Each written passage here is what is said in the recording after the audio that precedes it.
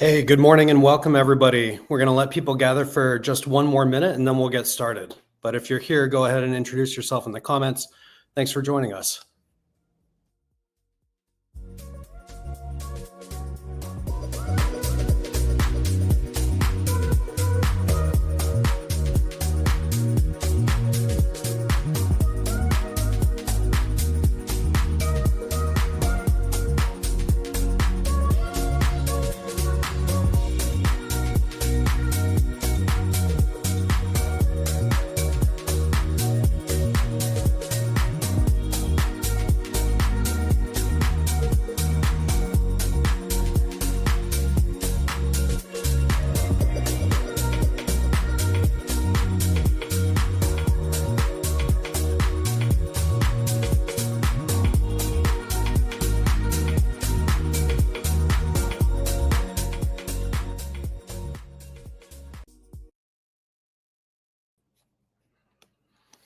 All right. Good morning. Welcome everybody to our July edition of WorkSpan's Sales Partnership Summit. And we have a very important topic today, one that's been near and dear to my heart for the last almost 2.5 years, basically since GPT launched, looking at how you bring the power of AI to your go-to-market motion. We've got a great lineup today and lots of people joining. So just sharing a couple of the companies that have joined us today. One of the reasons why we love to run the summit is partnerships and revenue partnerships really are a tight-knit community. And so lots of great connections happen in the chat. Go ahead and introduce yourself. We've taken the time to be here this morning, so let's make it count. Put yourself in the chat, ask questions. We'll have the chance to answer poll questions and ask questions of the speakers. And you can switch back and forth through the StreamYard interface to engage with the people that are here. So go ahead and introduce yourself. Thank you guys for being here. Let's talk about our topic for today. So AI and go-to-market. And one of the threads that we're going to use to connect the really great speakers that we have in this session is this concept of go-to-market alpha. And so this is a concept that Clay has co-opted from finance, where when you are in the market, when you're trying to beat the market, you're looking for any advantage that you can find. So here, Clay has created a chart showing pipeline, and when you have an advantage in your go-to-market, when you've found go-to-market alpha, what you're able to do is produce more pipeline, engage in more business, win more deals through your go-to-market advantage. So they call that go-to-market alpha. And Clay's breakdown for go-to-market alpha is bringing together unique data, bringing together unique plays to engage your audience and your customers, and then applying this new discipline that they're calling go-to-market engineering.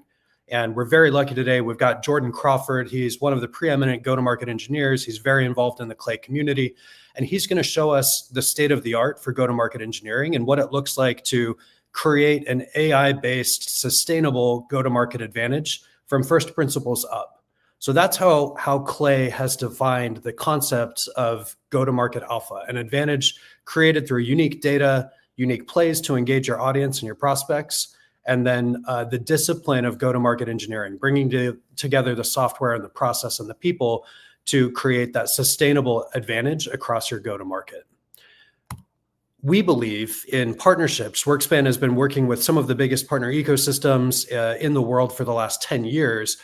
This is not a new concept, this idea of having an advantage in the market by bringing together unique data, unique plays. And this is one of the reasons that so many companies partner together to go to market.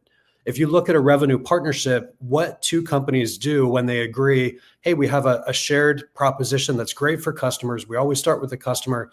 When there's a better customer outcome that you can create by working together with another partner, you share data, you share plays to engage that joint market together. And so we think it's not just go-to-market engineering. We think partnerships have been creating go-to-market alpha since partnerships have been a thing. And WorkSpan is really excited that this concept now of AI in go-to-market is overlapping with revenue partnerships. And there's tremendous opportunity here. So we're hear from a couple of speakers, Amit Sinha from WorkSpan, our co-founder and president, and Amit Singh from Databricks, who's leading one of their global startup programs. They'll talk about the opportunity that AI is creating for companies to partner together in the market, and the opportunity for partner leaders and partnering teams to apply AI to increase their go-to-market alpha. So really, it's the concept of go-to-market alpha squared, when you're creating advantage by going to market with your partners and you're leveraging AI to drive those partnerships. So that'll be our next set of speakers, Amit and Amit. And then the last topic that we want to talk about today is what we call frontline AI. And this is when you look at how do you bring all these things together beyond the slides, beyond the concepts. Once your market isn't a concept in your CRM, once your go-to-market is people engaging your audience, your prospects, your partners, AI gets really messy, and AI is not static. In the last quarter, we've seen major releases from OpenAI, from Anthropic, from Google and Gemini. The foundational models are changing very quickly. The capabilities that AI can deliver to your go-to-market are changing very quickly. So it's not about tools, it's about people. And this concept of frontline AI is, what are the leadership principles that you need to instill in your organization so that AI becomes an advantage? It's not intimidating, it's not daunting. It's a collective effort that everyone is able to deploy to create that go-to-market advantage in their individual roles. And so very excited that we have Nelson Wang, formerly of Airtable, now of Partner Principles, and Rob Moyer from Gong, to talk about some of the very, very cool things that they're building themselves to help their partnering teams, and share how AI can be used in partnership practices. So let's go just a little bit deeper on this concept of frontline AI. When we talk about how AI is going to roll out, you're going to see all of these perspectives represented by different vendors and thought leaders in the market. Is AI a center of excellence? Is it a top-down initiative? The CEOs of lots of different companies have put out memos saying, we're going to be an AI organization, right? And what happens after that memo? How does that memo translate into an actual go-to-market advantage? It's not always clear. Is AI a departmental initiative? Is it a horizontal initiative? Where does AI live? Over the next few years, and already in the last 18 months, we've seen every version of how AI should be deployed across your organization as somebody's point of view in the market. There's a lot of noise, and some of these things are true. The answers are going to be different for every organization. When we were looking at WorkSpan and how we wanted to create a go-to-market advantage using AI for WorkSpan, this is how we felt. And in talking with a lot of other revenue leaders, partner leaders, sales leaders, marketing leaders, this is what I think many people are feeling today, is this incredible pressure. Anywhere you go on LinkedIn, people are saying, you've got to deploy AI. Here's what our orchestration flows look like. Here's the prompts we're using. We all see that everyone's doing it, and it's changing really quickly. And we're all still trying to hit our number, right? We're all still supporting a business where we have quota and a financial plan quarter over quarter, and we need to deliver, and we need to learn this new, totally alien way of doing things.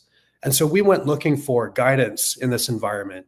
When an organization faces a complex, rapidly changing environment where traditional structures struggle to adapt quickly and effectively, this is what we're feeling at WorkSpan. This is what we've been feeling over the last couple of years. This is what I think most go-to-market leaders have been feeling.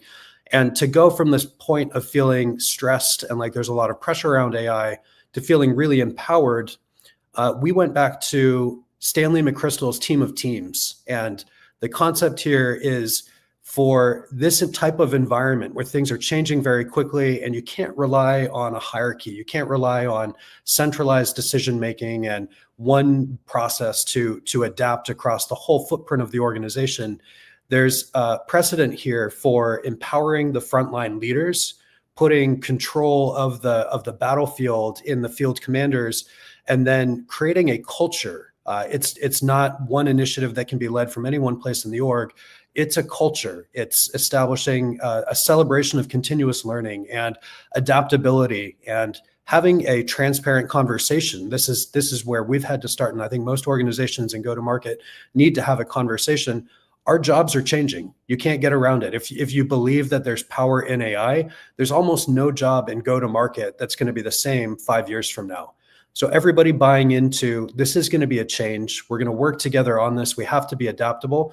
This is what we've found has driven the best results for our organization. And as we've talked to lots of people, they say, yeah, this feels right. this feels like the formula that's working for us as well. It's not about Clay, it's not about Workspan, it's not about any one AI solution being a turnkey fix to making you an AI organization. It's a leadership challenge. AI is a leadership challenge first and a technical challenge second. And then for go-to-market teams, especially in enterprise and complex B2B go-to-markets, the best outcomes come from empowered AI execution at the front lines.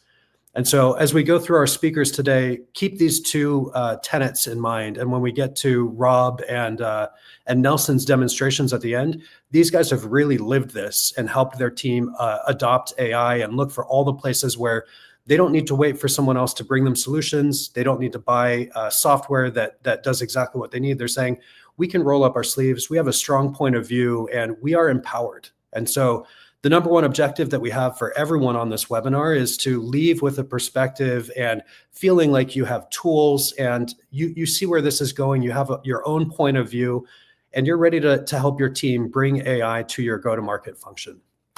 So quickly, this is who we're going to hear from today.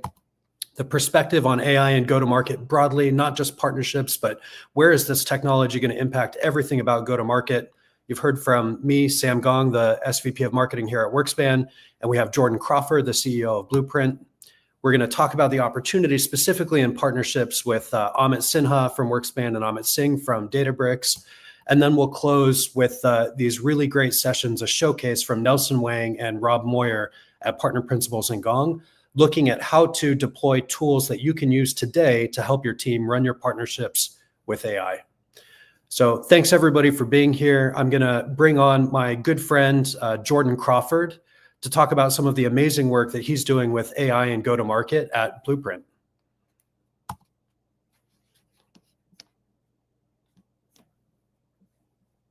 Hey, Jordan, welcome. Thanks for having me, Sam.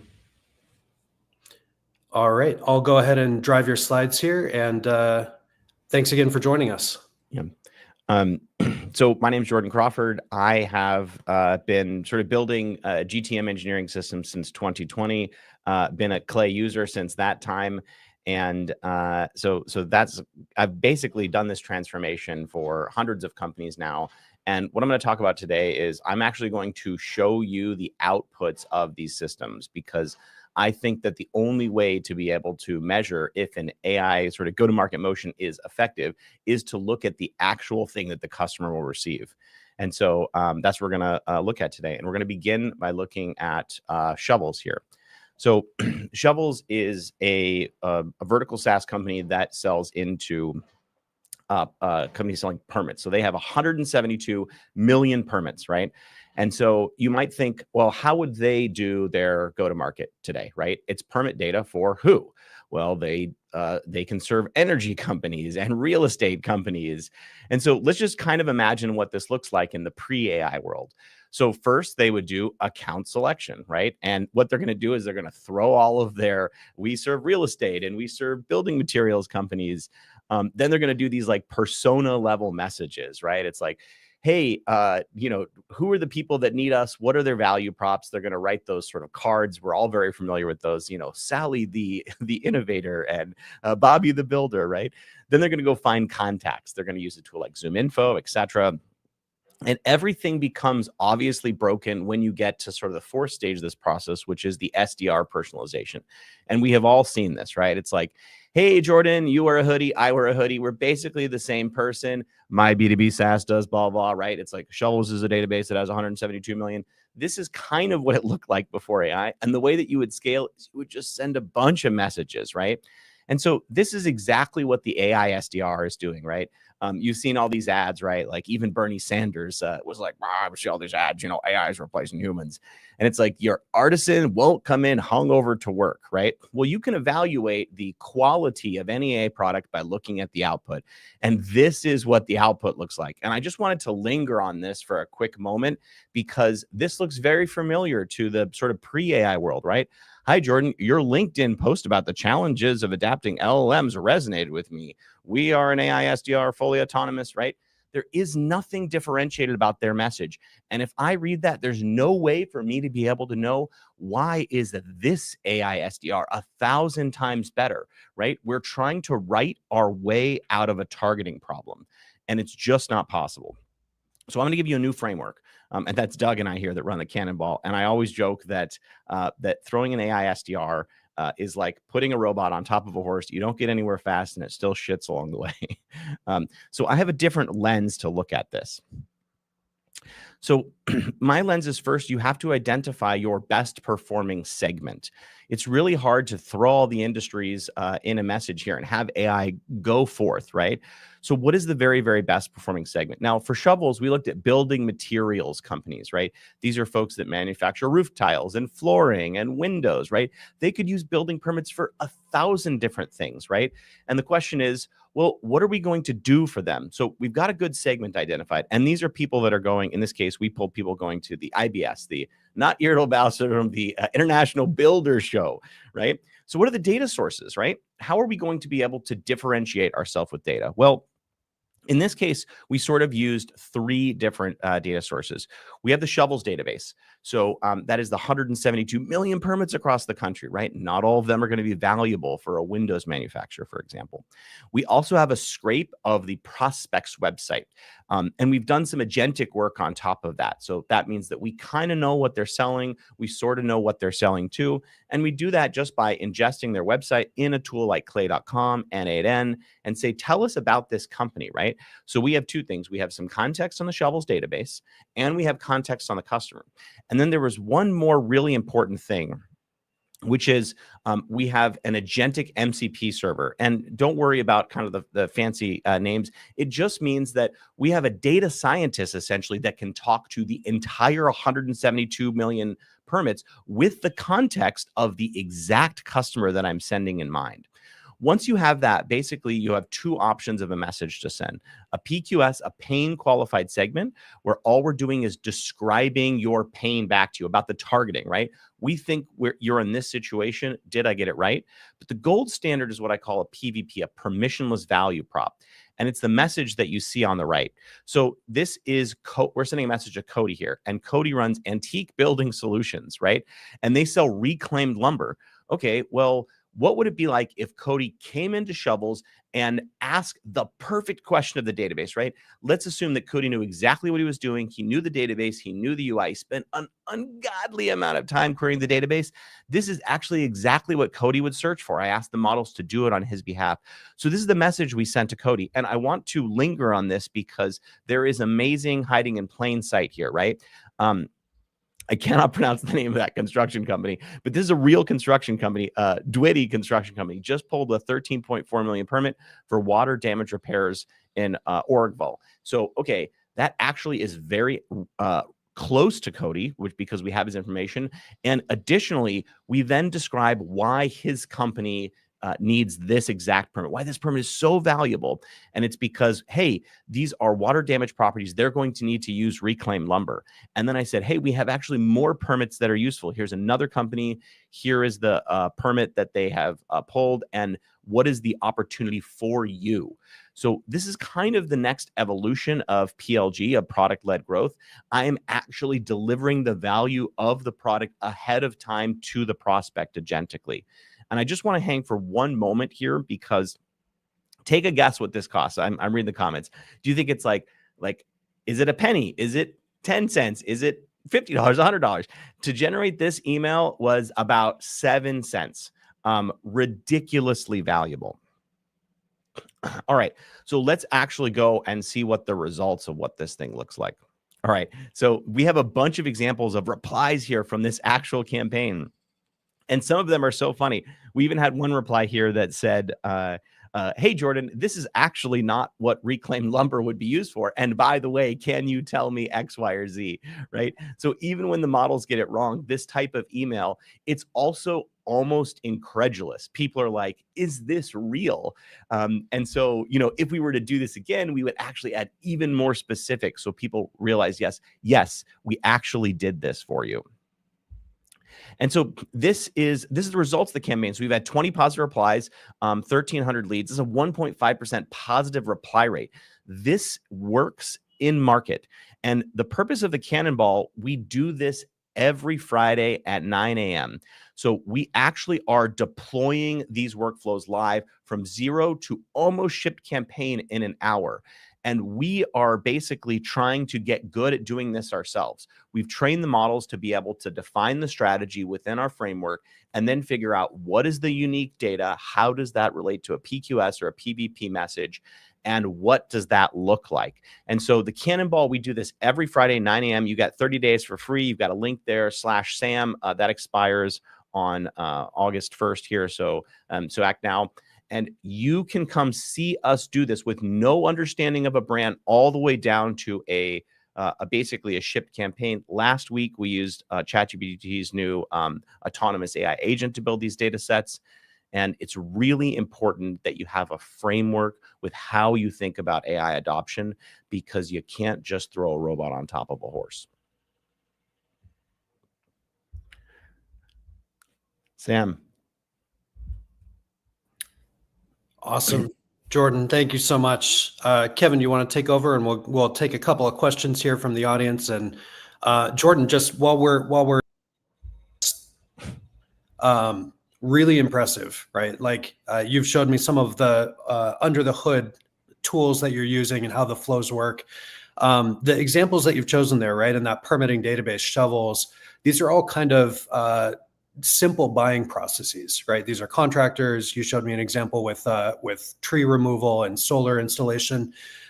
Is this going to work for the enterprise? Yeah, and it's a great question, Sam. And if you think about it, you're still thinking about segmentation in the enterprise. So the process is absolutely still relevant. Your buying cycles might be different, right? You're not trying to sort of one email close here, but all of the principles are absolutely the same. And what we're trying to attempt to do is to say that kind of ICP is a selfish definition, right? This is what you care about, right? Your ICP is those with a bigger wallet. The bigger wallet, the better fit they are for me. The Cannonball process is a little bit different. It asks, what is the situation that the customer is in? How would I identify that publicly? And how would I bring my value to that customer if I could deploy all of the intelligence internal to my business and external on the public web to the person at the right time? And this is sort of the value, this is sort of what we were promised with AI. And this is the kind of execution of that. When you start from AI and the value that you can deliver first, I love the comparison to PLG, right? PLG is let's lower the friction, let's give people a taste. And when they can see what we can do for them, they'll want to work with us. They'll sign up, they'll renew, they'll come onto the paid plan. And you're saying with AI, we don't need to wait for you to come to the website and experience the product. We can take that value that we could be offering you and have AI help communicate that at a one-to-one level in the buying cycle, not even after the cycle. And the kind of nice thing is that you can just think about this in sort of layers of work. And let me just give you one sort of really practical example of a play here. Everyone knows the job changers play, right? It's like Sam bought me at this company. He's now moved to another company. He's going to bring me on, right? Well, imagine what that looks like if I'm selling a job changers tool to you, right? Well, what I could do is I could look at your case studies. I could find everyone on those case studies. I can go enrich where they all work today. And I can tell you without having any insider baseball, which actual people on actual case studies have now moved jobs. So my message to you, Sam, selling a tool is like, Sam, you have X, Y, or Z case on your website. These people have now moved. They might be good fits for Workspan. They're new companies. I just thought you should be aware, right? I'm doing layers and layers and layers and layers of work to show you that I am serious and deploying those AI resources on your behalf without your permission. Yep. And one of the next questions we had here is, for these more complex cases, where do you start? I love that champions play, right? Every SDR team I've worked with in my last 3 companies has loved that champion play. Yeah. You've got somebody who already knows you. You can start the conversation at stage 5 instead of stage 0. And the opportunity for AI to, just like you showed in your example, find the data, work on the signal and the signal relay, and then help draft that first version of the messaging. Or in your example, there's use cases where you have that first message sent automatically.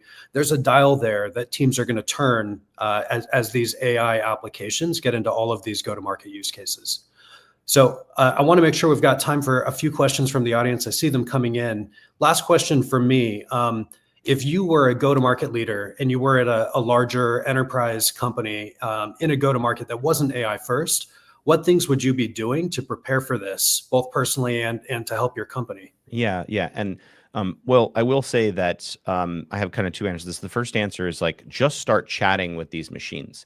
Like I use a tool called Super Whisper so that I can talk live, and you can just barf an unlimited amount of context. And it turns out that actually the models are really good at taking value from that context. And so just start talking with these things and ask them things. You could even say, how should I use you? What are things that you could do that I'm not aware of, right? And the different models have slightly different capabilities, but so that's kind of answer one. And answer two is first, I would go figure out what your people are doing today. You kind of need an on the ground understanding of what are the actual tasks that you are doing today. And then you have to ask yourself kind of a different question, which is like, what is something that humans never could do that AI can do at sort of 100x? And this is a harder question. And the sort of mental sort of exercise I like to give folks is that assume that your entire team had an unlimited amount of time for an individual company. What would you do? What would you do for them, right? If it's like for the next week, I want everyone to spend your entire time trying to provide value for Adobe as a customer, right? What are you going to do? And then there's going to be, because of the speed at which there's going to be a lot of garbage that you're going to have to clean up that AI is going to output. And so you're going to have to figure out, how are we going to interject people here to be the tastemakers, right? Dario Amodei said that 2025's greatest skill was discernment. There's only one person that I know that is better than bullshitting than Jordan Crawford, and that is ChatGPT. And so you really have to be careful about what these things are outputting, especially if customers are going to receive it. And this is why I say you should have the models like query database, actually ask information of real things that you have validated instead of go invent things. And those are two sort of different pieces. Yeah. So I love the focus on value, right? It's not how can I take this task off my list and do it as cheaply as possible. Anytime you're in go-to-market and you're treating the prospect and their time as something that's cheap, the prospect can tell. We've received those emails. Everybody's received those emails. Yeah. That doesn't create the trust or the credibility that starts a good relationship. Let's take it to a couple audience questions here. We have one ask. Yep, here we go. For Fortune 1000. And we were talking about this a little bit, right? Like totally different buying process. It's not going to be a one email, oh man, you know my business exactly, you know my pain, and you're providing value to me in this email. Let's get into a $1 million deal cycle. How do you think about the difference in go-to-market for these enterprise use cases? Yeah. Generally, I think about it in a couple of ways, that there is a depth versus breadth problem. I'm usually solving a breadth problem, which is like I'm looking at 50,000 companies, and I'm trying to figure out does shovels have value for them, for example, and what is that? Go query the database if it does, right? Enterprise is a little bit different. You may say, I've got 1,000 companies. And so those 1,000 companies are actually putting off a lot of exhaust, but that exhaust is deep, right? I mean, we played around with this kind of stuff where we're pulling the SEC API and say like, hey, these companies are producing just like gigantic documents every quarter, et cetera. So you really have to first figure out, and the best way to do this is to go look at just a closed one customer where you have the sales rep that has had all those conversations, and go do the investigative work after you have perfect internal information. And then go see if you can find any sort of other signs. So there's a depth that you need to build these systems for the enterprises so that you have constant updating company context. Now, there's one other really important piece, and you can do this because it's cheap enough. If you have 1,000 companies and that you're targeting, and let's say you have 10 people on your buyer committee, that's 10,000 people. It's not a unreasonable number of people to constantly monitor, which is like, what are they doing? What channels are they on? What are they posting about? So imagine a world where every month an AI can go enrich all of those people, make sure that they still work there, find folks that are in the buying committee if they don't, and then go figure out what are the best channels for me. Well, and then by the way, the models are so big, Gemini can take 1 million token context windows, just like a lot of text. You can dump all of the research about every single prospect, and you say, help me inform my marketing strategy. Tell me what I should do. And it's like, well, it turns out that 10 of the most influential people are going to be at this conference. Go send people, go sponsor this conference. And that's kind of what this looks like in the enterprise. Thank you so much, Jordan. We've got a couple more questions here. Maybe we can respond to them in chat because we are at time, but people want to know how they can join your Cannonball sessions on Friday. Let's give them the quick blurb and the link in chat. And then there were questions to go deeper on the pain qualified segments. We can send some of your materials out in the follow-up packet and encourage everyone. Every time I talk with you, Jordan, I get energized about AI, right? It can feel daunting. It can feel like, man, where do you even get on this treadmill? Thank you for breaking it down and showing us some examples. Yeah. So thanks so much for having me. I'm so grateful. If you would like to attend the Cannonball, so you're going to get a 30-day free paid trial, cannonballgtm.substack.com/Sam. And you'll get 30 days for free. You can join every Friday. We do this where we take a brand that we've heard nothing about, don't know anything about. We run it through our process and actually deliver a final message to that brand. So you can see that we're not producing the AI SDR here. We're using first principle thinking and helping the models get to that outcome very, very quickly. Thanks so much for having me, Sam. Thanks, Jordan.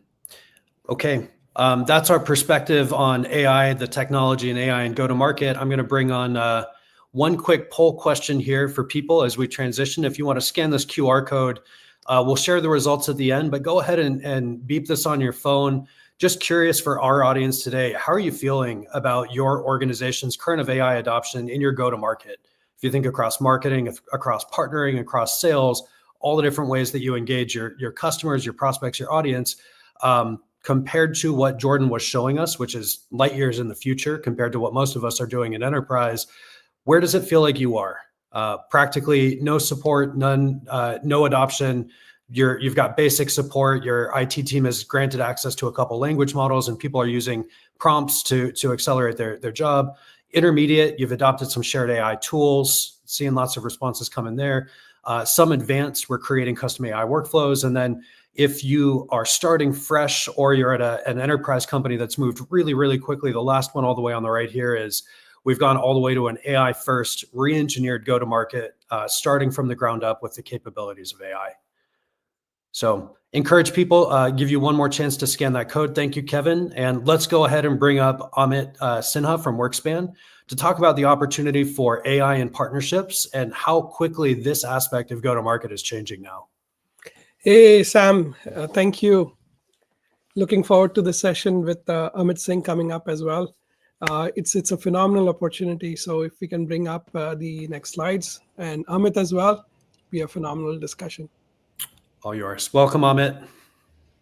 Hey, everyone. Hey, thank you, Amit, for joining this session. So it's an Amit Square party here. So excited to be here. And I'm a big fan, Amit, as you know. Amit Singh is the global head for partner acceleration at Databricks. Prior to this, Amit led the AWS Gen AI GTM partnership motion literally from from the beginning and scratch. I loved how, Amit, you built the Gen AI use cases that we all use across industries, across horizontals, together with your partner ecosystem, especially ISVs and leading SIs in the world. And you've championed Gen AI for the last 4 years and how it has adopted in the enterprise. And you've done so many amazing customer and partner speaking engagements. Always a delight to learn from you. So a warm welcome on behalf of the community here. Yeah, no, thanks, Amit. I think that was a good introduction. I really enjoyed hearing about my own accomplishments. But yeah, very excited to be here and look forward to the conversation with you today. Absolutely. So you have a new role at Databricks. Talk a little bit about that, and if you can illuminate how Databricks is thinking about the AI opportunity and partnerships in that context. Yeah, absolutely. So yeah, my role at Databricks is focused on generative AI and driving that motion across our SI and consulting partner ecosystem. And my official role is actually more focused around accelerators, which are, I think maybe I'll kind of talk about that a little bit. So from a go-to-market perspective, we have at Databricks a program called Brick Builder, which is our primary go-to-market mechanism for consulting and SI partners. And that program has been there for a few years. We are revamping that program entirely. And the program focuses on 3 things. One is specialization, which is relatively new, something that we have launched this year. So think of specialization at the partner level, which could be across any specific industries or for any of the product lines like generative AI or data governance, for example, right? The second category is brick builder solutions, which are, you can think of them as industry or use case aligned IP that solve a specific customer problem and do that in an efficient manner. And then we have brick builder accelerators, which are product aligned IP. And think of this as IP that is aligned to any of the Databricks products. And we have an ever expanding suite of products. If you have been following Data and AI Summit, there were some really cool announcements at the Data and AI Summit. So the Databricks accelerators is what I manage along with the generative AI efforts.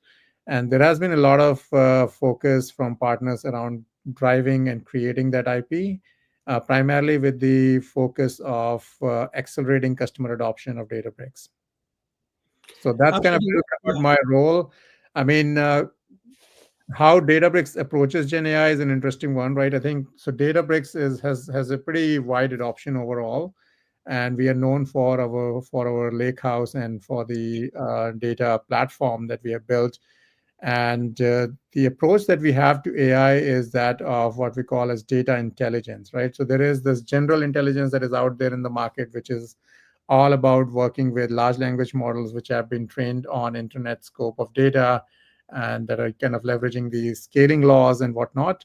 But then customers and enterprises derive true value from their AI only when they bring their own data into the mix, right? So that's what we're calling as data intelligence. And a lot of that customers' data resides on Databricks, right? So when you combine the general intelligence with your own data and solve domain-specific problems, that's what we as an enterprise are focused on at Databricks. And it is core to our priority. I mean, if you think about generative AI and AI in general, I think it's a generational opportunity, right, across pretty much all of the players that are in this space. So we take this very seriously. It's one of the top priorities, and that's why I'm here to drive some of the work with consulting and SI partners, and also drive that work through our Databricks accelerators. Yeah, let's unpack that a little bit more, Amit. So from that perspective, right, if you combine where, we are talking about GTM Alpha, and one of the first things that Sam laid out was the importance of your data and how you use it in AI, right? But again, we know that how you use it also depends on the kinds of GTM motions you have and the kind of partnerships you have. So can you illuminate a little bit on how has this advent of AI changed partnerships in GTM? Like increasing importance, different importance, like what do you see in the market?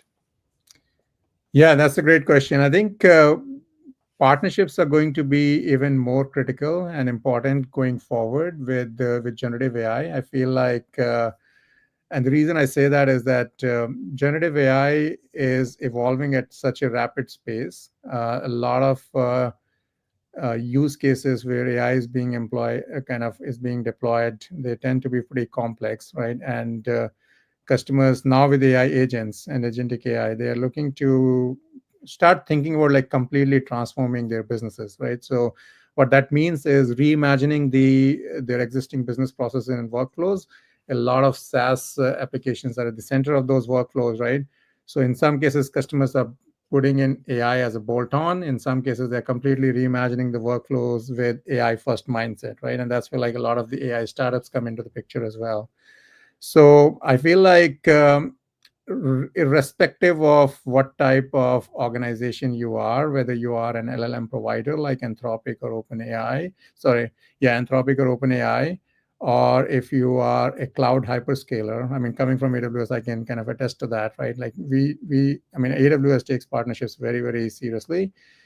Or if you are in an ISV, right? Like a data platform or even like a SaaS provider, or if you are on the consulting side or implementation side, right, as an SI, I think partnerships play an important role with AI because they provide that faster access, they provide that scale, which typically comes with the partner first motions. And then in a lot of cases, customers are looking at true expertise, right? And they're looking at individuals or companies that have actually deployed workloads in production. and they can do that at scale with the trust factor that they bring, right? So that's where the partnerships are super important in that AI space, because that they give the leverage and they bring the trust factor, which is kind of missing, right? I mean, you have all heard like horror stories of companies deploying with LLM applications. You have heard about probably the Air Canada story, right? Yeah. Wherein they had to kind of go back to a customer, and they were promised something and they were sued in the court. It got a lot of brand damage to their enterprise. So to avoid those kind of horror stories, you want to bring in trusted partners. You want to use them as a leverage function and accelerate your go-to-market. One other thing, which is kind of area which is kind of close to my heart, is like from a go-to-market perspective, right? These partnerships can play an important role, particularly through the solutions and accelerators lens as well, right? Because a lot of times, let's say if you are a SI/GSI partner, you have that necessary industry expertise, you have visibility into what companies' transformation goals are, what the priority use cases that they want to invest in, what their organizational priorities are. So you know which solutions will resonate with the customers, you know how to develop those solutions. And then if you're a technology provider, you bring in your technology stack and help and partner with those SI/GSI companies and take that solution to market together. And we are seeing that, like, whether you are like an Anthropic or OpenAI, they are investing heavily into their partner ecosystem. Meta, that started with open sourcing their LLMs, right? They quickly realized that they cannot be removed from the customer engagements in terms of how their customers are actually using LLMs. So they are investing significantly into partnerships. So I would say that regardless of whether you are an existing SI, GSI, ISV, or LLM provider or cloud hyperscaler, we are seeing a renewed interest in driving that partner ecosystem, and that too at a holistic level, right? So companies are evaluating AI partnerships in a completely holistic manner. They are looking at all sorts of angles and go-to-market, whether you're rechannel partnerships or distribution partnerships, or if like built on technology partnerships or implementation SI partnership, right? So that's why I say it's a pretty important function in the AI world. Absolutely. I love how you kind of first laid the importance of the data and the enterprise data that through platforms like Databricks you can bring.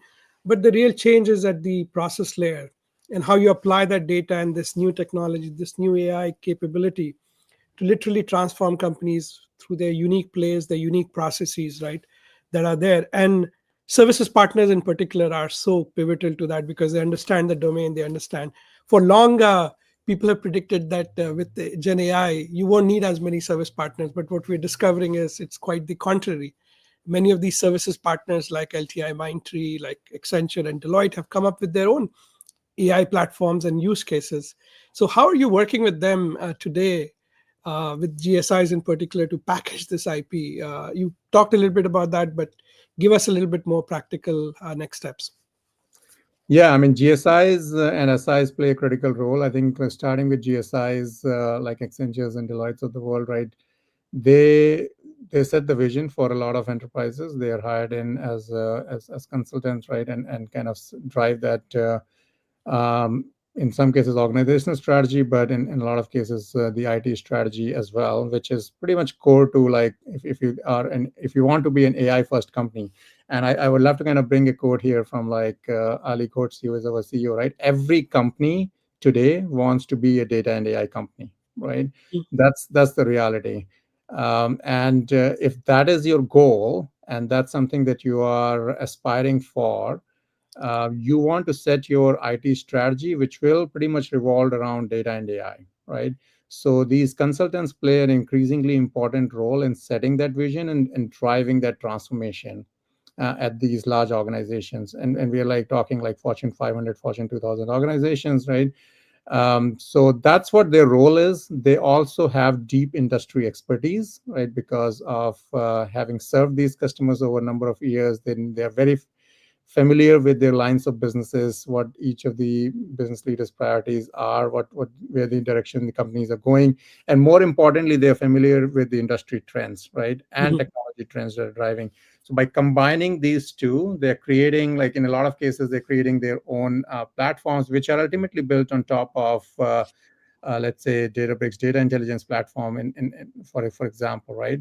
And they are taking that to market. What it allows them to do is use that fundamental core, right, and then spin up multiple use cases from there, right? And they have set up these platforms in a way that it allows them to deploy multiple use cases at scale. We provide like a lot of capabilities within our own tooling, and they, of course, they kind of bring the tooling from other ISV providers, LLM providers as part of their platform, and then take that to market, right? So not only deploying multiple use cases at scale, but how to manage, govern, and kind of also evaluate these on an ongoing basis. I think with agentic AI, I've seen like partners coming up with agentic OS, right? Like PwC, they launched that. So I think those are the kind of motions that we are seeing in the market, where companies are ready to completely reimagine themselves, and then they're looking at GSIs for bringing all of that technical industry as well as that strategy and organizational expertise. So that's kind of how the GSIs are driving kind of playing an important role. And then the SIs, right? SIs play an increasingly important role. I mean, I view SIs primarily from the two lenses. One is they either have a very specific niche expertise on an area. For example, like if I look at the Databricks partner ecosystem, right? A lot of the partners are very deep on data and analytics, right? That's their expertise. So they can bring in and drive and implement complex use cases, which are in the data analytics and AI/ML world, right? And then the second category of SIs are primarily who have deep industry expertise within one or two, a couple of industries, right? So by combining these two sets of specific capabilities, they can help unlock the use cases at customers, and they can help drive the adoption of AI faster, which would, in some cases, for a lot of customers, would be otherwise very hard to do on their own, right? They bring that necessary expertise as well. Having said that, I think a lot of these SI GSIs themselves are going through a transformation of themselves, right? Like, I mean, if you think about what AI does, right? AI makes you more efficient at its core. And what that means is customers now expect these SI GSIs to come up with better and more innovative models in terms of how they do the implementation work, right? They expect the work to happen faster with fewer resources, maybe even kind of asking for different type of pricing terms, right? Not only human-based pricing all the time. So Yeah, like outcome-based pricing. Exam, right? So I think a lot of these SIs, GSIs are themselves reevaluating how they are structured internally. So if you think about like, and if you've been following the news, you'll see that like Accenture is going through a massive transformation, right? A lot of these GSIs they're buying new companies like Capgemini acquiring like WNS, right? So they are investing in all these acquisitions. They're driving their own transformations so that they can serve and meet the customer and market needs in terms of where the market is today and where it is evolving to, right?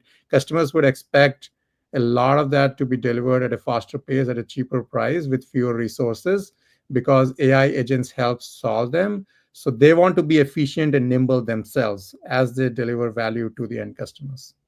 Fantastic. Love the progression, unique data, unique plays, processes, use of SI partners and GSI partners, and rethinking, reimagining. Let's come down to the platform and the engineering layer. You spent years at AWS engineering and thinking through this thing. What were some of your top learnings from that work experience at AWS? Yeah, from AWS, of course, I think a lot of learnings. I was kind of pretty much involved from the scratch in kind of building the generative AI partnerships program. I was kind of hired there as the machine learning BD lead, and then we had the Gen AI announcements from AWS almost 2 years ago now. I mean, a little more than 2 years now. So setting up the entire partner ecosystem for like pretty much everything from like SI, GSI partners to ISV partners and like startups, everything, right? And that meant like driving enablement all the way to like build, go to market, and co-sell. That's kind of the typical journey that AWS has for partners. In terms of learnings, I feel like the time that you can spend on enablement is never enough, right? Like, I think that's probably like something that we all realize in partnerships and ecosystems, that you want to like make sure that your partners can pretty much position your products and offerings the same way as your own sellers can, right? That's the ultimate goal and space that we want to get to, right? And that's what we aspire for.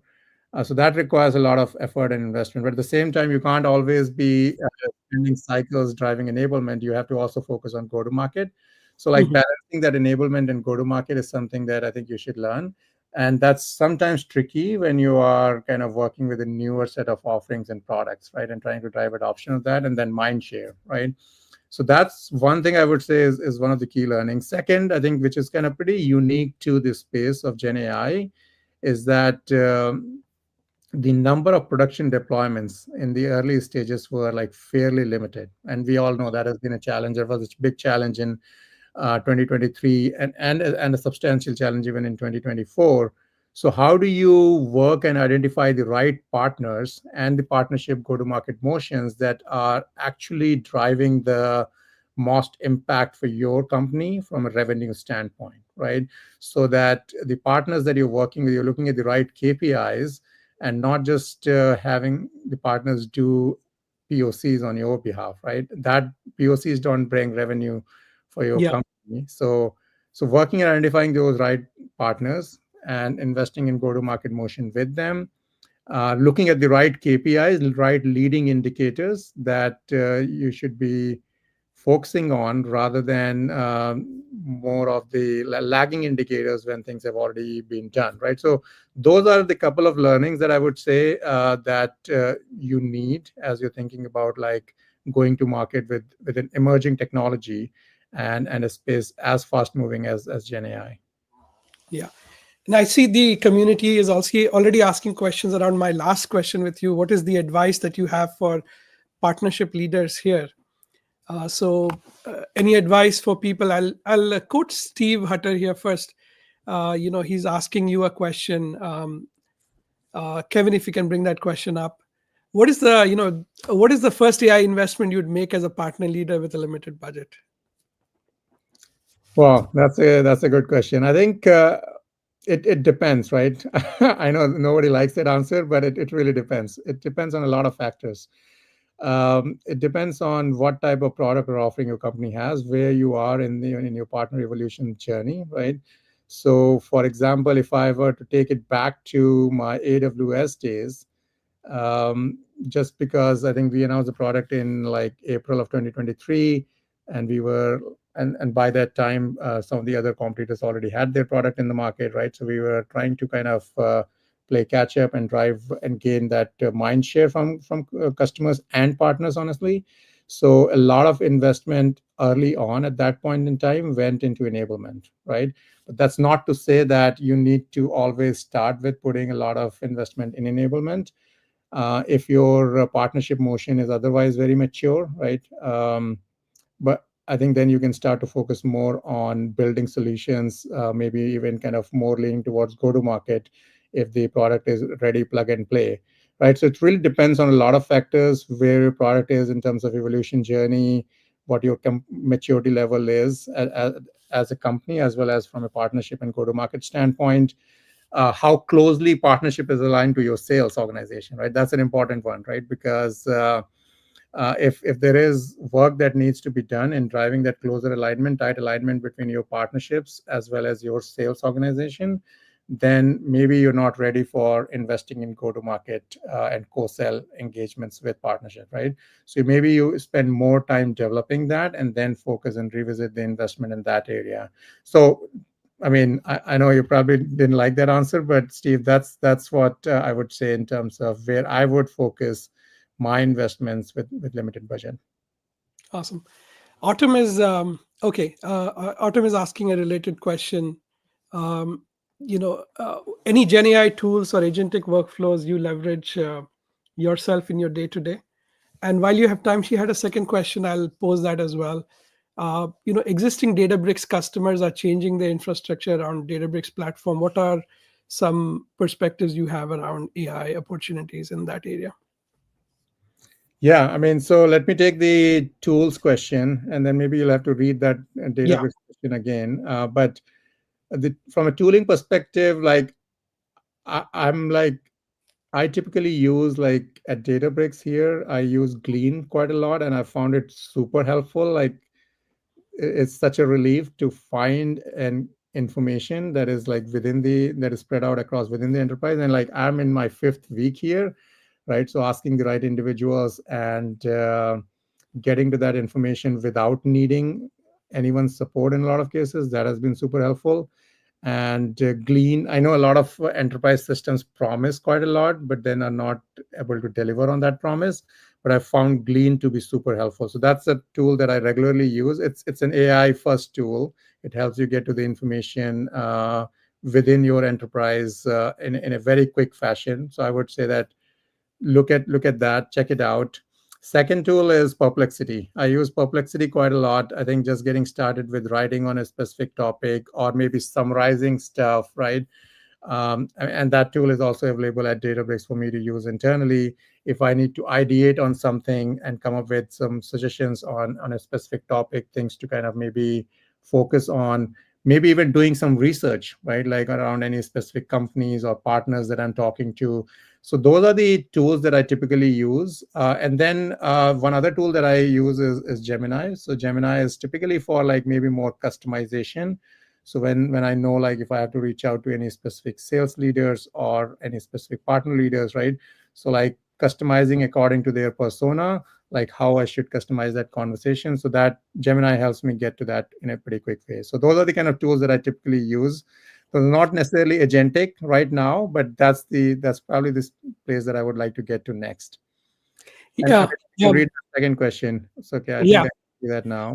Yeah, even I have been using Gemini of late, and it's a phenomenal asset in terms of being a thought partner and thinking through and replanning some of the use cases that I've thrown it to. It's been a very, very helpful tool. Autumn's question, this is the second part of that question. How are Databricks customers changing their infrastructure around Databricks to take better advantage of agentic AI? I don't know if they're changing their infrastructure necessarily, but I think what they are doing is they are leveraging all the right AI capabilities that we offer as part of our own core offering, right? So if you go back in time, like almost 2 years ago, Databricks acquired a company called Mosaic ML, and that pretty much forms the core of the Databricks AI platform, which is kind of now rebranded as Mosaic AI, right? So that's where we are seeing a lot of customers going to when they want to invest in generative AI or building AI agents. It offers things and tooling capabilities like AI Gateway, right? It has agent framework built in, agent evaluation, LLM model serving. So we are a big fan of choice and offering choice to customers. So customers have choice not only of different deployment options, but also any models that they want to leverage. So in fact, we offer models from Anthropic, OpenAI, and now also I think at Data and AI Summit we announced like Gemini models will also be available through Databricks, right? So LLM model serving is another tool. Batch inference and vector search, right? If you're implementing RAG type of use cases. So those are some of the capabilities that we have. And then from an AI tooling perspective, we just announced Agent Bricks, which is a new tool. And it's an easier way for customers to create high performing AI agents, which are tailored to their own business, right? And they work in a pretty seamless, easy manner. You provide a high level description of the task that you want the agent to do, connect it with your enterprise data, and then Agent Bricks pretty much handles the rest of it. And we have launched Agent Bricks with 4 use cases. These are the top 4 use cases from one of the kind of like 4 of the most common use cases from an industry standpoint. So one is information extraction, second is knowledge assistance, and then kind of text transformation and multi-agent systems. So you can use Agent Bricks to solve for these 4 common use cases. It's currently in beta, so expect more capabilities to be added as the product goes GA. So those are kind of how some of the tools and how like Databricks customers are leveraging agentic AI and solving for their Gen AI needs using Databricks tooling. Awesome. I'll squeeze in one last question, Amit. This is from Amit Bajaj, so we'll make it Amit Cube this time. With you. So, which is the top AI, Gen AI, agentic initiative at Databricks right now? I know what the answer is, but I'll let you respond to it. Yeah, I mean, I think without disclosing like anything that is not public, right? I mean, primarily from a go-to-market perspective, and I can speak to like our consulting and SI partnerships area. Like I mentioned, Brick Builder motion is the kind of the primary go-to-market motion for our partners. That's where we are investing a lot of effort. Across all three areas that I previously mentioned. Databricks has announced Brick Builder specialization, so partners can go and do specialization across industry verticals, and then also across like governance as well as like generative AI. So those are kind of like some of the areas from a specialization perspective. We are investing big time on Brick Builder solutions, which are industry aligned use cases, and you'll see a lot of announcements coming up soon in this space, wherein we are working with our partners and they are building and solving specific needs. And there are like strict requirements for a solution or a partner to be specialized or kind of certified with the Databricks Brick Builder stamp. And the third category, of course, is Brick Builder accelerators, which are like more product aligned IP, closer to what I drive. And these are specifically like things like LLM ops, right? Things like creating that AI factory or agentic tooling that helps drive that adoption faster across customer use cases. So those are the areas where Databricks is currently investing in from a go-to-market and SI partnership standpoint. Phenomenal discussion, Amit. Thank you for gracing this podium. Really appreciate all your insights. And thank you for being the champion for the AI community. I love your talks and conversations. All the best. Have a fantastic day ahead. Thanks, Amit. Great to be here. Thanks, everyone. Thank you. Yeah, what a great discussion. If I could summarize this discussion, Kevin, if you can move to the next slide. You know, what we found with the story with Amit Singh and Databricks is they're really focused on generating this advantage, this GTM alpha. You heard him talk about, you know, use of Databricks with unique data and how companies are using it and how Databricks itself is using it. At the process layer, how they're working with SIs and partners to create real process transformation at the industry level, at the horizontal level to change the game. And lastly, we've worked a lot with Databricks. Workspan is a platform for partnerships, powering some of the unique partnerships that they have. If you can build out the slide, thank you, Kevin. Partnerships such as, you know, Google, AWS, Microsoft, you know, NVIDIA, with SI partners like Deloitte and Accenture. These really generate the go-to-market advantage that Databricks has in the market. We call this, and Clay calls this the GTM alpha, right? This is where your unique data, your unique plays, and your unique GTM engineering, including tools like Workspan, creates that competitive advantage. With that, let's move to the next session. I'm incredibly excited about this panel. There's so much to learn here. Literally goosebumps on my skin here. So this section is called Scaling Partnerships with AI. With that, let me give a warm welcome to Nelson Wang and to Rob Moyer. Hey. Thanks for having us. Yeah, absolutely. Warm welcome. So Rob, quick introduction for you. You bring 15 years of GTM experience, channel leadership experience. I've watched you Nextiva, Automation Anywhere, Synex, and right now at Gong. You've kind of pretty much pioneered many frameworks. A big fan of that. And at Microsoft, you also launched the initial cloud program, BPOPs, and built scalable distribution there as well. So your span in terms of what you've done in the industry, in channel strategy and GTM execution is phenomenal. So I have a lot of respect for you. I'm looking forward to your insights. Warm welcome, Rob. Thank you very much. I'm actually looking forward to this because, you know, we're in this era of change, and I love when we get to share best practices because the market isn't settled. So there's no right or wrong answer. There's evolution and transformation. So I'm excited for everything we're going to be talking about. Thank you. And Nelson, you are a sales and marketing partnerships executive, over 20 years of building high growth revenue engines. You have scaled partnerships from 0 to 200 million. Huge props for that. Airtable, Miro, Box, VMware, and Cisco. I've watched you do this along your career journey. Phenomenal. And you've shared all this with your newsletter with Partner Principles. So thank you for doing that.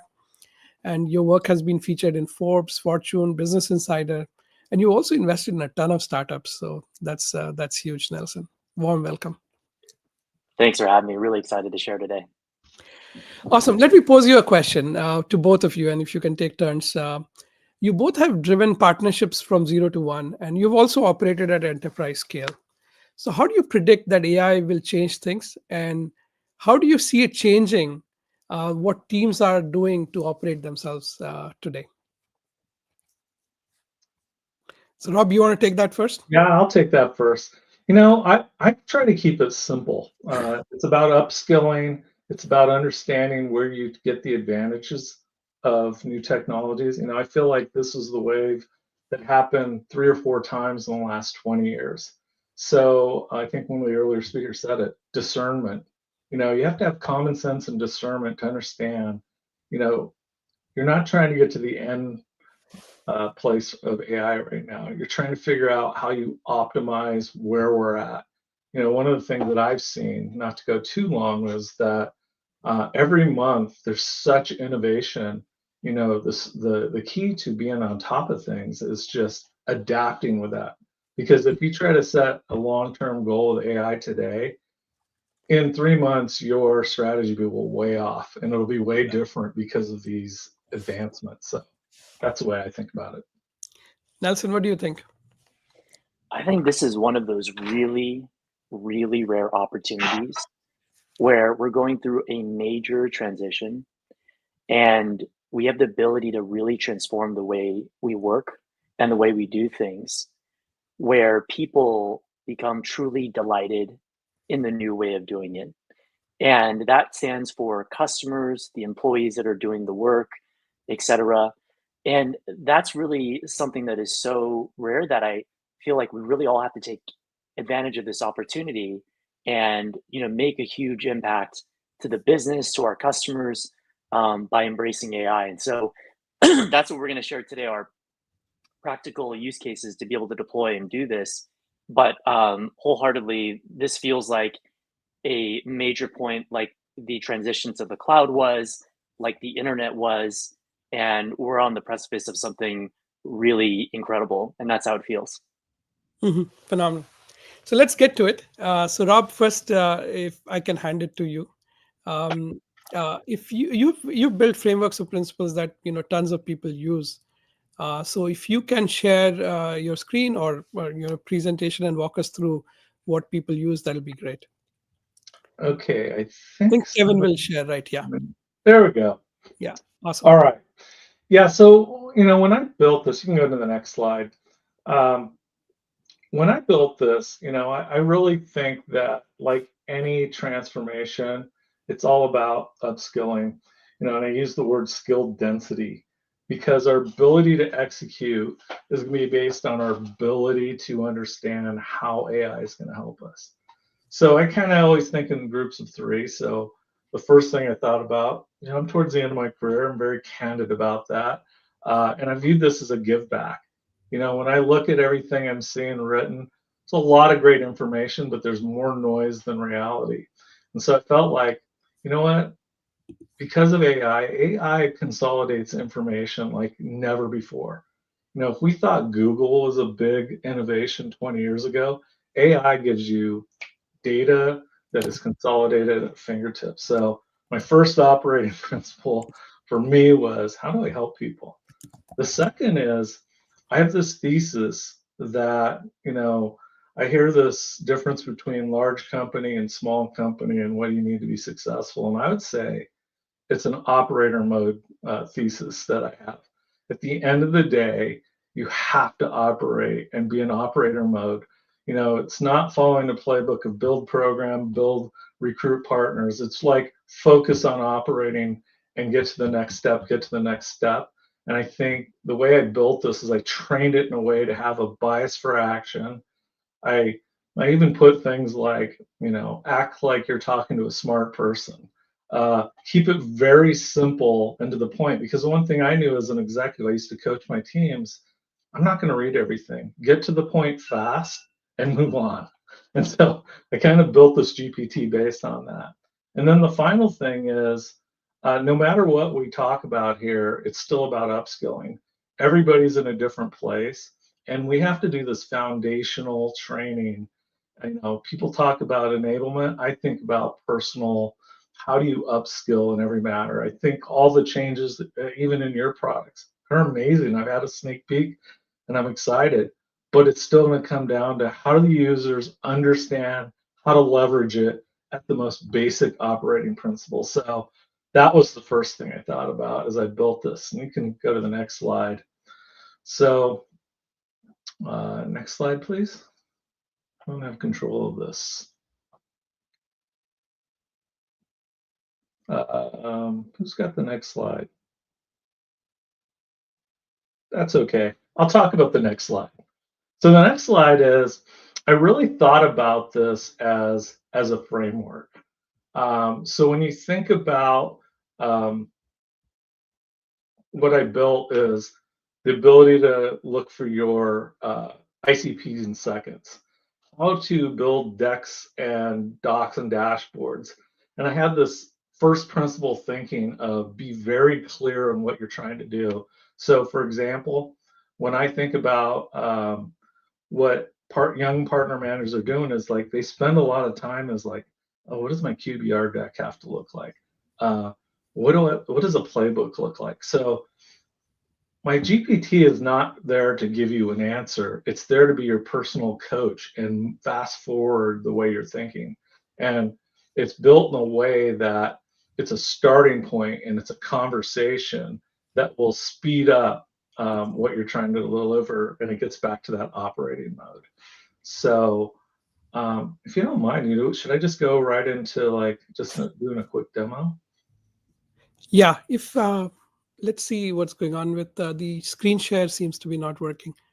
So that's like every demo. See, I built my career on imagine, if you will, demos because they tend to go great in the pre-work and then they come. So here's my partnership lab, and I do have a funny story. Actually, the idea came from my wife's a private tutor, and I was just helping her with reading and helping her prep for her family, for her students. And I got, wait, I should just do this for partnerships. So I made it very simple, and I kind of did some pre-built question starters because there's always a learning curve to this. So like it's very simple. If you go to it, for example, today I was going to talk about how do you find an ICP in an actionable way.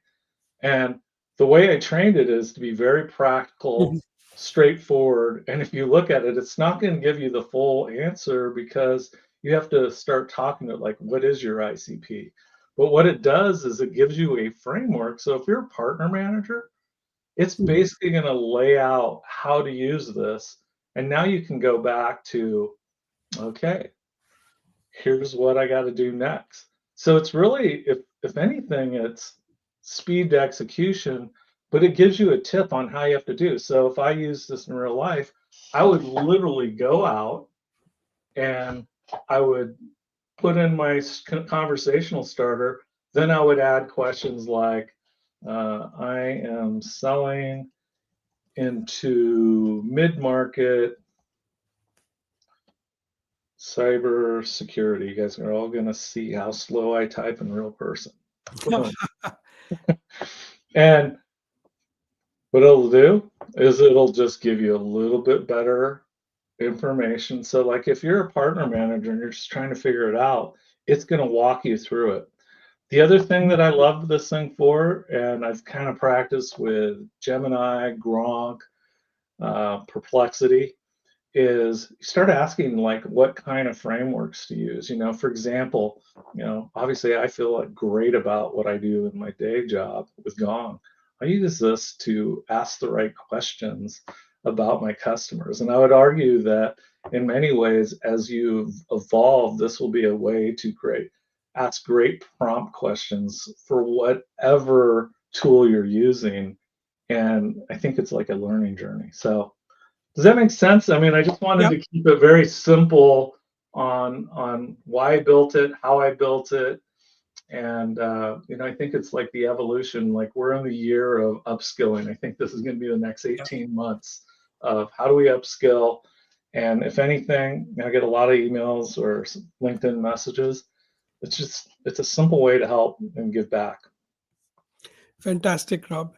No, I really liked your point around it's not about more headcounts, more about skill density. So thank you. Yeah, absolutely. And I think it's additive. I don't obviously I work for Gong. I'm in Gong every day and I get amazing results. But if I just need that quick hitter to help me throughout the day, it's a great way to frame the conversation and get my head in the right direction on what I'm trying to do. And I kind of see some parallels as you evolve your product, doing the same thing. It's just like it's this orchestration of knowledge and how you use the tools. Phenomenal. So with that, maybe we can hand off to Nelson. And Nelson, if you can take the stage and talk about what you've been up to with Partner Principles. Sounds good. Today, what I'll be walking through is a demo around transforming AI partner sales proposals. And before I show the demo, what I really want to share is something I really wholeheartedly believe in, which is the importance of frameworks and first principles thinking so that you can apply this to understanding where you might have AI impact other use cases that you've identified, right? Because it's not just about this one demo. Like this one hopefully will get you excited and be interesting and impactful to your business. What I really want you to take away is how do I do this in other areas of my business to really drive impact? And I'm a big believer in keeping things simple. So I put together this framework that will hopefully be easy for you to implement. The first is, and we'll walk through a practical use case, by the way. The first is it repetitive? So is it happening, daily? Is it weekly? Is it monthly? Is it annually? You want to get a sense of how repetitive is this workflow that you're trying to drive. And a good example is with sales proposals with our partners. This can be so frequent, you might see multiple proposals created in a single day. So highly repetitive. Mhm. The second is it quality data? Because if you have a high quality bar on input, then you're probably going to be able to generate a higher quality on the output with AI. So as an example, with sales proposals, you might pull quality data from call recordings and transcripts. You might have data ingestion from your lead forms. You might have information you've gathered from scoping documents and notes. So in a sense, you will have great quality data pulled from multiple sources in this example of a sales proposal. The third is, what is the business impact? So if you were able to transform the way you do proposals with AI, and you sped it up, for example, from 1 week to potentially just 1 hour, what does that do, right? Does it increase your win rates? Does it improve revenue? Because your customers are now so delighted to see a customized proposal in, record time that they've never seen before, that it gives them tremendous confidence because it really makes them feel like they can work with that partner and move forward immediately and get to the outcome, right? And so those are examples of measurable business outcome. Although I will say the last one, which I mentioned, which is customer delight, is a bit more qualitative. But literally, I'll give you an example. When we rolled out this AI use case, I went to the customer calls to pitch with the partner or our sales team. And I would see customers write back and say like, oh, this is such a great experience. Thank you for the quick response. And so you can qualitatively see some of that customer delight as feedback, as a success metric, as an example. But of course, things like win rates, revenue impact can be seen when you look at a cohort analysis as an example. The next one is feasibility. How realistic is this? Do you have considerations around legal, financial, compliance, regulatory? What are those risks that you have to be thinking about that make it much more feasible or not? And that's another consideration. Tied to that is also level of effort. Does this require a lot of resourcing from cross-functional teams? What's the cost? How much work does it actually take? And in the instance of sales proposals, this is very low friction and low resource to get off the ground, which is why I'm excited to share this use case as well. And then lastly, what I always recommend is with AI, ensure that you have human in the loop. You want to spot check it, make sure that it's truly personalized and customized. And that's going to be really important to maintaining that high quality bar. And also, you do want to make sure, if you can, you make it a reversible decision if needed. So this is a framework I highly recommend. I'm going to show it in action for this specific use case. How do we do that? First is using something like ChatGPT, Anthropic, whatever else you might be using. You want to build a structured prompt to be able to help you input this into Gamma to create the proposal. So for example, the framework that I use is first identity, then context, then objective, and then requirements. And so for this, the identity is a partnerships leader with a solution partner ecosystem, and you're helping them build sales proposals for their customers. And you can pick a specific customer, for example, that they're going to generate this for. And you want them to have this proposal process, sped up from 1 week to less than 1 hour. You want to make sure it's branded with the customer brand and colors. And you want to include these elements within the proposal, like a problem statement, solution, business benefits, and so forth. And then you have this objective outlined for this prompt, and then the requirements listed below. So again, this is just a sample that you could use as a framework. Certainly you can add to this and make it more robust, but for the purposes of this demo, this is the one that we use today. And then next, I'll be sharing Gamma.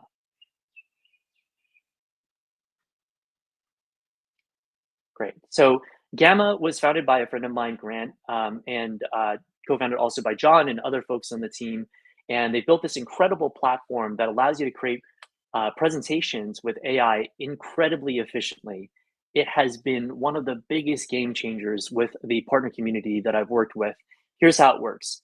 You'll paste in text, you have that prompt added in here, and then you're going to say generate from those notes in that prompt that you had outlined. You'll click on this button down here, and then you'll see that it'll generate basically a summary of that, and then you can go ahead and generate the proposal from here. And when I was saying low friction earlier, this is what I meant. It really is that easy. And what you're going to see is in real time, Gamma is building this sales proposal for you. And what you'll notice is what it's doing visually are things that we have probably spent hours, if not days, maybe even weeks, trying to build in other deck platforms in a very painful manner. And it's basically helped you do that in a very streamlined and quick fashion, as you see here. And one of my favorites is this one, which is the implementation view or timeline breakdown, which I know myself has gone through many times where I've had to visually create this and it's taken hours. And again, as you see, it's done here in seconds. So again, one of the beautiful things about this is the human in the loop aspect, where if you wanted to change this, you could easily do that instantly and basically make the modifications you need. Or if you think, hey, this isn't really matching the theme of, for example, Cisco is a brand, I want a color scheme that is more blue because that's really the company colors that they have. You can see that it automatically changes that very quickly here. You might also say, for example, I want to really customize it, right? Because if I'm showing this proposal to Cisco, they want to see their brand, their images, their office on here. And you can do that incredibly quickly here and ensure that it is truly customized to them. So again, that's why the human in the loop component is really important, because you can put in those modifications as needed to get to the quality bar that you deem as really high. So I will stop here. Just wanted to share this practical example of implementing AI within a specific use case. But I can't say enough good things about Gamma if you're looking to build, whether it's internal decks or customer proposals with your partners. It is truly a game changer to save you tremendous amounts of time on the design and formatting and outline work, and get you to the outcome significantly faster. Hopefully this is helpful. Awesome. What a great practical example from both of you. So much to learn here. With that, I think one thing that really dawned on me, it's a whole new different way of doing things, right? So I think a lot of leaders, what they're underestimating is the culture shift culture is, how people work within a company or within a group of, teams are needed for AI adoption, right? So what have you learned about, working with teams and managing this change in behavior? And what is your advice on this topic? Go ahead, Rob. Go ahead. Go. I think first is you have to lead at the front. I think that's really important. And if people see you experimenting, surfacing ideas and trying things and showing things that didn't work and did work transparently, they get the confidence to want to lean in with you. So leading in the front is really important. The second thing I think about is you have to provide this open forum where there is an operating cadence and people are actually talking about it, discussing it, surfacing those wins or lessons learned together as a group. And that operating cadence allows you to then ensure that people know this is continually top of mind and it's not a one-off thing, right? How many times have you heard it from someone like, hey, go try this, and then you never hear about it again? But if you do it on a weekly, monthly, quarterly basis, whatever it might be, and people know it's consistent and you're sharing it back and forth with each other, that creates a culture. And then the third is to change culture. And I think this applies to, almost everything in terms of cultural change. You've got to share stories because humans are so driven by storytelling. Yes, the data matters, that applies, but ultimately, for example, like if you're walking through a story of how you transform your sales motion with a customer, and you're talking about that customer sales call in detail, and you show the beginning to the end story arc and getting to the outcome, people remember that story and how it makes them feel. And so to win hearts and minds and to change the culture, you've got to surface those stories and get people to talk about those. And not just yourself, but encourage others to share, right? Because, people can say like, oh, you have a bias, or like, because you want to do this because you want to proliferate through everyone in the team to do it. Or, one other one I've heard as an example is, you're the partnerships guy. Of course you would tell the partnership story. So remember, get other people to share their stories as well. That's going to be really critical to driving the change in culture. Rob? Yeah, so I'm pretty fortunate that I've been in the space and my partners are actually doing this. RevOps wasn't a thing a few years ago. Yeah. And most of my partners are in that space. And because most of these tools are modern API driven, deployments aren't a year anymore, they're 90 days. So it's really a lot about change management and orchestration. So I have two fundamental themes that I look at. It's this kind of crawl, walk, run mentality. I know it's overused, but you have to understand what you're trying to accomplish. And then I kind of have this little framework called like discernment, design, and deployment with clarity. I think the missing piece that most people think is they'll look at a piece of AI and the problem it solves, but the actual users have a lot of tools. And when you have 5 tools, you want them to work together so you don't have to just pop into other windows and have 40 screens open on your desktop to solve multiple problems. So, for example, with my strategy, it was like, how do we get the best in class integrations for 3 workloads? We had this conversational intelligence, we had kind of this forecasting module, and we have Engage, which is outbound. So clarity on how everything works within those models, like if you're using Clay, like the person talked about this morning, if you're using ZoomInfo, Cognizant, Lead IQ, Demandbase, all of them, how do you orchestrate the usage? Because the experience at the rep level could be overwhelming if you don't have clarity on how this is orchestrated. So crawl, walk, run, discernment, design with deployment of clarity. And I think, even as I look at the evolution of your products, it's the same thing. You're going to have to be able to fit into a grand ecosystem and make it so the user can weave in and out without feeling like they have a completely different experience, because adoption is around, does this work to solve multiple problems? All right, let's get to the advice aspect of things. I know as a revenue leader, whether you are a CRO or a partnerships leader or even a marketing leader, as a revenue leader, when you think about this, right, you have to drive change, but you're also overwhelmed with so much, speed at which things are coming at in AI. So if you were in their shoes, I'll pose this to Rob first, you, and then to Nelson, right? What is the first practical step you can take so that it's not just about checking that box, it's about really meaningful change as you described? I always like to take a step back. I think Nelson hit it on the head. Simplicity.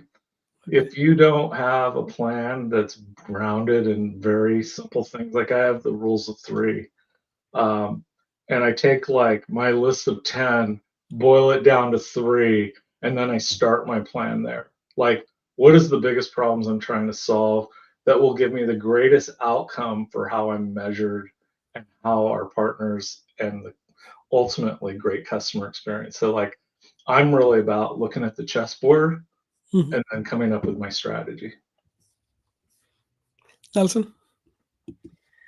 One I would say is, taking that framework that was given and then bringing your team into a room in person and operating a workshop around that framework and being able to identify recurring themes and ideas that the team collectively weighs in on, and then have an assessment framework based on those themes on which to prioritize.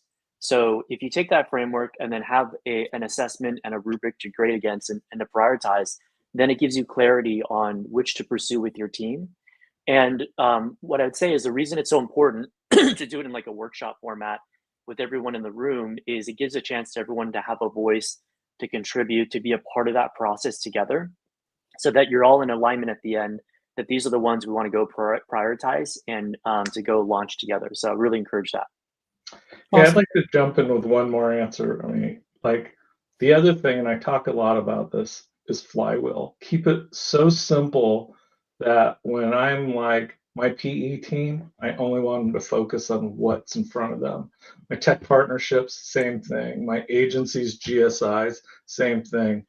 I don't want them wasting times in the other flywheels. I want them to prove out their flywheels. So like Mm. talking about priorities, it's like, what are the tools I have to invest in? What part of the market? How much are they going to drive relative to my overall targets? And then I keep everybody focused on their flywheel.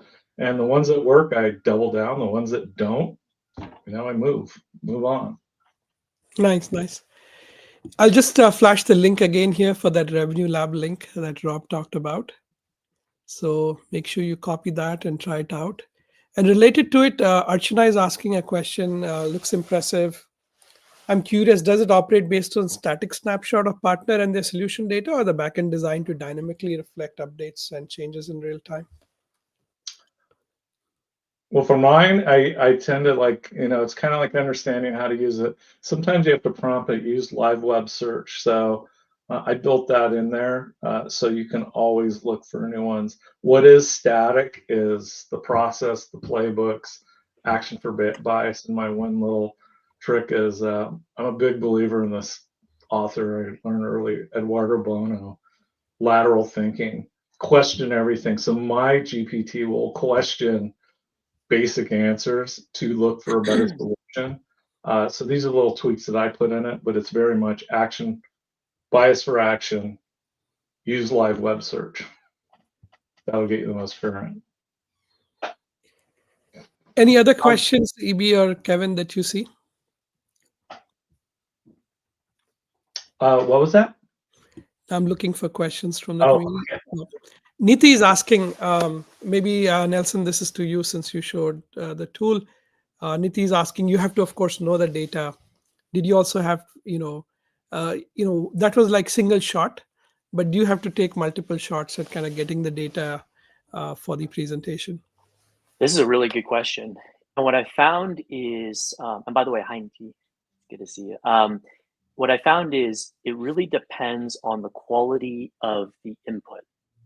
Mhm. So very specifically, as an example, if you're presenting a professional services proposal with a partner, which was the use case that I was showing, if your intake process and ingestion is really good, so for example, when a partner is doing scoping and they're asking all these discovery questions from the customer, and it's very well thought out, great framework, very thorough, and you collect all this information, and then you use that in the prompt to guide the proposal, then you get really incredible outputs. And I've done one recently, actually, that was like a high amount of information ingested that was high quality. And then I put it in Gamma and I created the proposal. And it was really close. I probably only edited, I would say, roughly like 5% of it. And so, again, the better the input, the better the output is generally what I find. Now, there's other instances where if you're light on that information or the quality bar is low, then yes, it might be 50, 60% of the way there. And it might solve that cold start problem that you're talking about to get you just thinking and ideating and going.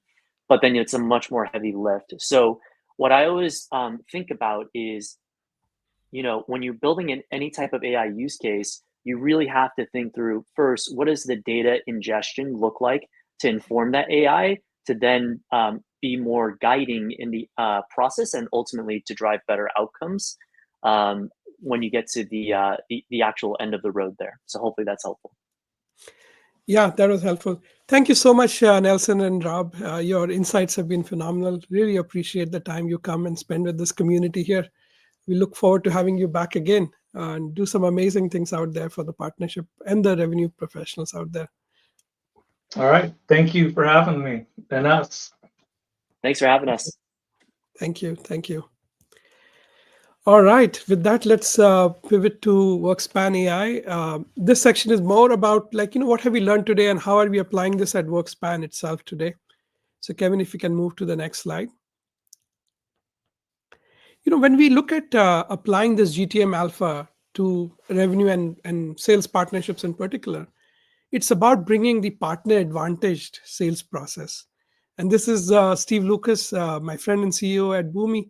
Yeah, their company is really amazing at starting with an ubiquitous AI capability that they have built and assembled, but then a fully aligned partnership strategy. When you put these two ingredients together, what could a new GTM process or what could a new sales process look like that natively takes advantage of partnerships? And I think having looked at how Boomi has partnered with their ecosystem of hyperscalers and services partners and other ISVs, it's phenomenal to watch how sales and ecosystem teams are working in tandem on not just net new lands, but also renewals, for example. And the efficiency of that entire transaction, working with partners as if you are one, because it's one partner advantage sales process. So this literally has transformative impact on end customers, has transformative impact on how GTM is applied, and hence the GTM alpha that Boomi has is exponentially better than anybody else in the ecosystem. If you go to the next slide, please. Now, when we think of applying the partner advantage process using the WorkSpan toolset as part of the GTM engineering, think of WorkSpan as a platform helping you apply the partner advantage sales process to your ecosystem. So first and foremost, really important to understand that when you're optimizing partnerships, you're optimizing a single relationship. But when you think of helping your sellers natively in their CRM, for example, bringing it to their process, to their territories, it's about giving these capabilities right inside this partner advantage information insights, right inside their accounts and opportunities. So that's the cockpit that WorkSpan delivers. For every partnership, there's an agent.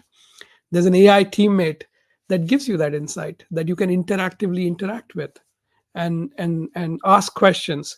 So it's 2 a.m. in the morning and your partner manager is not available or needs to extend with an AI teammate.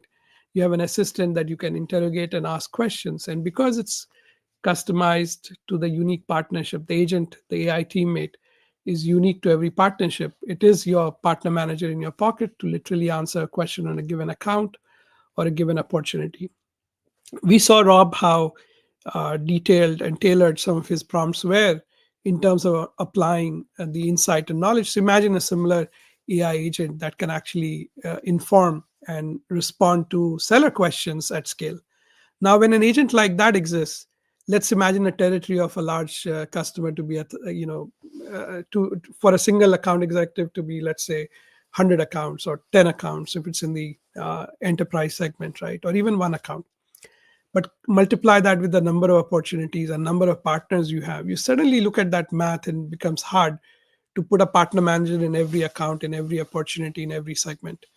but an AI can. And this is where you bring the partner advantage to every seller in every account and opportunity.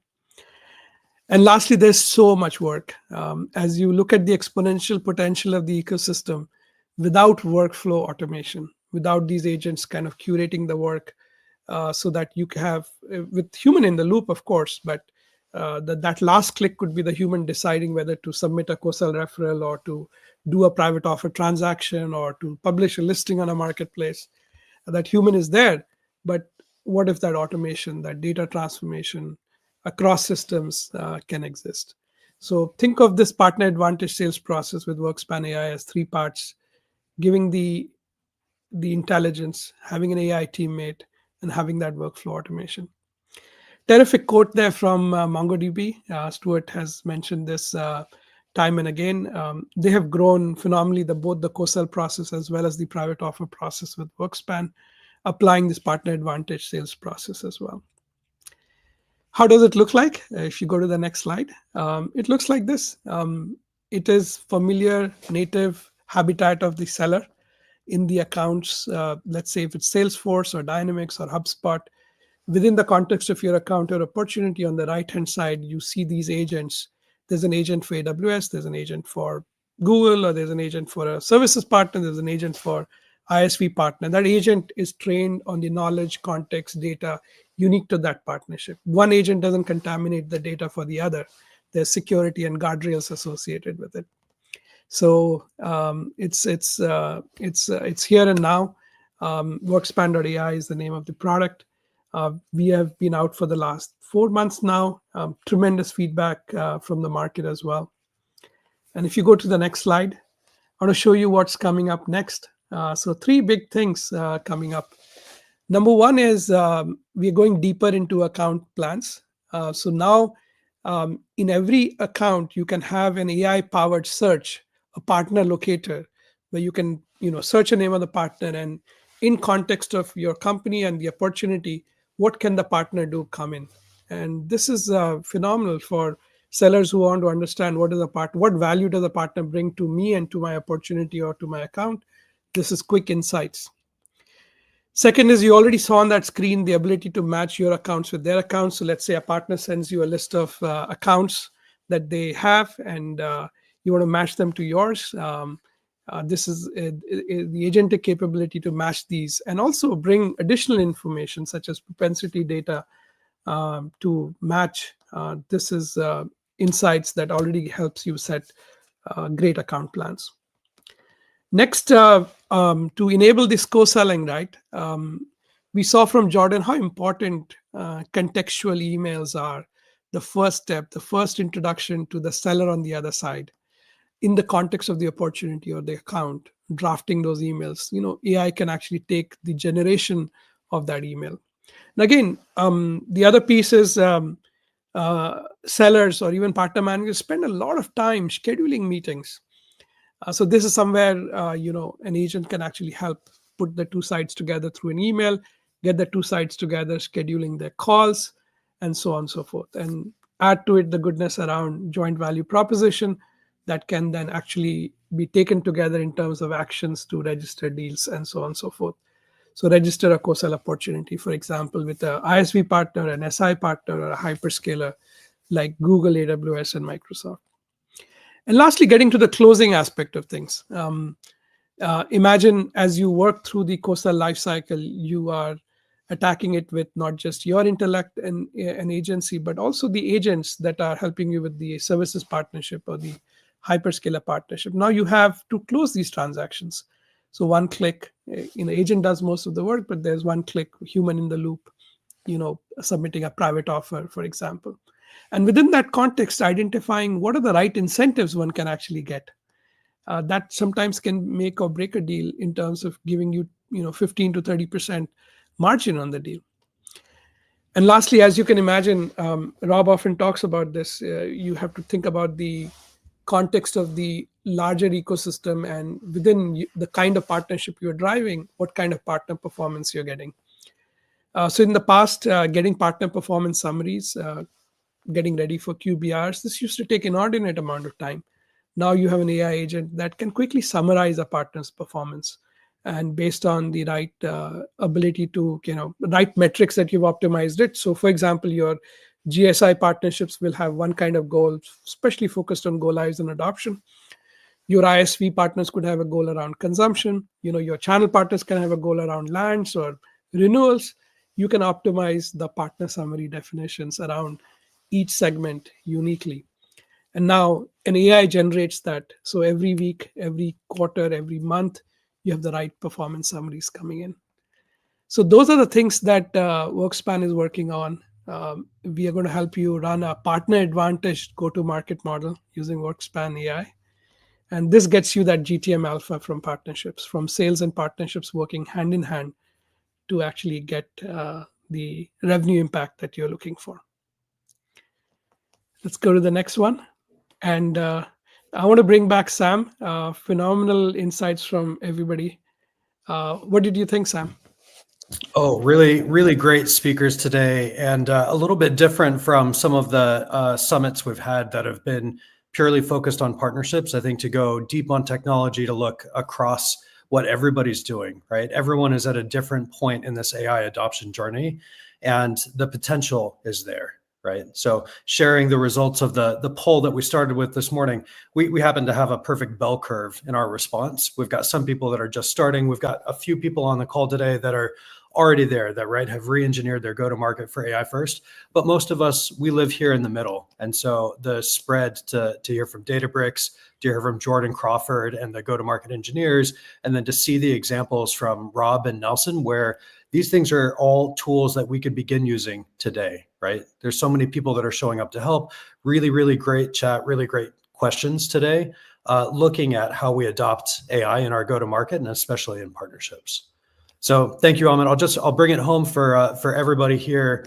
Thank you for spending the morning with us, the afternoon, the evening, wherever you are in the world. Really special to get so many passionate people together that want to share. So we started with Jordan and a perspective on what AI in go-to-market looks like and how your go-to-market looks like once it's transformed and you've built from the ground up with AI as a first native capability, as a ubiquitous capability, as Amit just said. Awesome to hear from Amit Singh at Databricks and all of the incredible things that Databricks is doing to go to market with partners, right? In this era of AI, data is so important. What Databricks is doing, from NVIDIA all the way up to the SIs like Accenture and Deloitte, there is value that you can bring to market with your partners. So the go-to-market alpha concept that Clay talks about with go-to-market engineering, we believe exists in partnerships too. And we had Amit squared, we had go-to-market alpha squared when you look at how you bring AI into running partnerships. And then loved that we finished with just really awesome sessions from Nelson and Rob, where you don't have to be the head of partner accelerators at Databricks to have a point of view on how to use AI in partnerships. You don't have to be Jordan Crawford and be full-time playing with AI technology every day to have ideas about how to bring AI in to help your teams.